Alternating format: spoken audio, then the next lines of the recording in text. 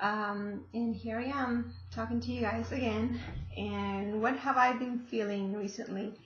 Like I said, I now when I sleep, I only feel her on my left side. Um, she's very heavy, but it's almost like my body seems to be adjusting to it. Uh, Turning around and getting out of bed to go to the restroom is a pain. But I'm super excited. Like, I complain, but I'm super excited. I do want her here, or I want her in my arms. But yeah. So we'll see what I find out tomorrow with the doctor. I called to check whether I was registered in the hospital, and I am registered. I think they're supposed to call me about insurance, but they haven't yet, so I'm probably going to call again tomorrow. I did contact 2 pediatricians for the care of my child, but neither of them have hospital privileges, so they're not going to be able to come to the hospital. So I might just choose a doctor that is recommended by the hospitals for that time being. And I have a list, and I'm sure you can get a list in your hospital. So I have a list, so tomorrow I'm going to go through that list and just pick one. Maybe try to see reviews or anything like that. But the way that you find out about pediatricians is you literally just call and say, hey, I'm having a baby in this date, and I like to have, I'd like to know if there's an open house or if there's a time to interview the pediatrician. And that's just kind of how it went down. I called 4 places. One place didn't accept new patients. Another place, the lady said something like, sorry, we do not make appointments for babies that have not been born, and she didn't even let me finish asking what I needed to ask. It's just really strange. I ended up leaving a message. She connected me to the pediatrician, leaving a message with him. They never answered, so just already by the bad customer services, I feel like I don't want to go back there. So, and I had chosen actually kind of a bias, I guess. I had chosen a doctor. It was a doctor that seems to have like a good record, but he was also Latin, so I was thinking maybe it'd be a good idea because maybe at some point maybe my parents will help me out and to speak their own language. And it just seemed like a very accomplished doctor, so that's why I called. But his staff was awful, and I'm not going to say any name, but and I still haven't received a call back, and that was last Thursday or Friday that I left a message. 2 other doctors that I called based on the fact of research of going to the websites and seeing kind of like how they describe their practice. I'm looking for somebody open-minded because I don't want to give all the shots to my baby. I want to have like my own schedule, and I want to be able to discuss what I can and cannot give to my baby, or what I want or do not want to give to my baby. And right now, as you may all know, there's a lot of vaccines that come like 3-in-1, like all packaged together, FDA.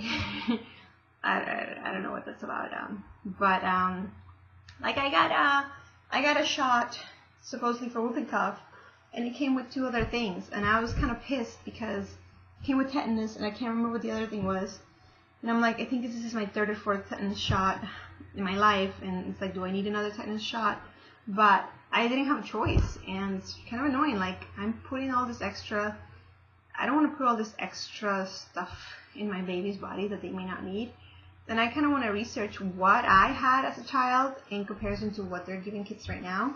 And this whole thing about herd immunity, like, I mean, and you can debate with me and you can, tell me if I'm wrong or enlighten me. But if herd immunity actually works, how is it that they talk about? So if all the kids are vaccinated and my kid isn't, then how exactly is it that my kid is gonna harm others? So my kid's not here yet, but that's something that I kind of have an issue with. And there are possibilities to waive doing the vaccines, and sometimes doctors don't want to treat your kid if that's the case, but sometimes they do, and pretty much what they tell you is, well, you're not going to do it now, but school's going to require it, and it's not completely true. You can actually sign a waiver with the schools and say, I choose not to vaccinate my child for this reason. And I think normally it's actually a religious reason that you can use. And I know I looked it up, and well, my husband's Catholic, and we're raising this child Catholic, so I believe one reason can be the religious reason, which is which the Catholic Church backs because of how vaccines are made or how they're researched. I think it was the thing. And I know I'm not a lot of Native people that they do things the natural way, so they don't vaccinate their kids, and you know, it's just an option. I'm not saying I'm not gonna completely vaccinate my baby, but I just want to learn more, and I want to be able to choose. And if I'm gonna choose to do all the vaccines, then I want to be able to spread it out, because one, I think it's too much to just be like, oh, let's get it over with like it's a cow, like it's an assembly line. And two, just the preservatives that are in the vaccine, and I'm not sure about the exact name, but you know, it's like mercury. I feel like it can be bad. Like, it's a dose that makes the poison, so I feel like that could be bad. So I don't want to do that. What else? I keep saying yeah. And can you tell I'm gonna be a protective mother? Okay, I think that's all I got for now. I'll let you know about my pediatrician open houses. Actually, I have to prepare questions for that right now, and there's books actually that help you in preparing questions, and some of the classes that we went to prepare you in questions. So I'm gonna put together a little list right now and be ready for tomorrow at 8 in the morning to interview my possible new pediatrician. Oh yeah, and the hospital. In the hospital, I don't know if I talked to you about this in the last video, but you do vitamin K, you do the stuff that you put in the ointment in the eyes of the baby, and you do hepatitis B, but that's optional. You don't have to do all those shots. You don't have to do the ointment. You can do it in the first pediatrician visit of the baby. So this is my last tip if I didn't say it before.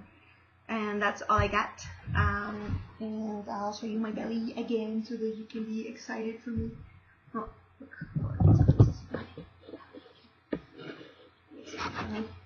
And this is little Emma coming. And don't mind a bit of the mess in the back. Oops, I put this wrong. They fumigated the house with a green company. Oh yeah, I've already washed a lot of the clothes for the baby. I'm so excited, super excited. Okay, I'm gonna go now. Thank you.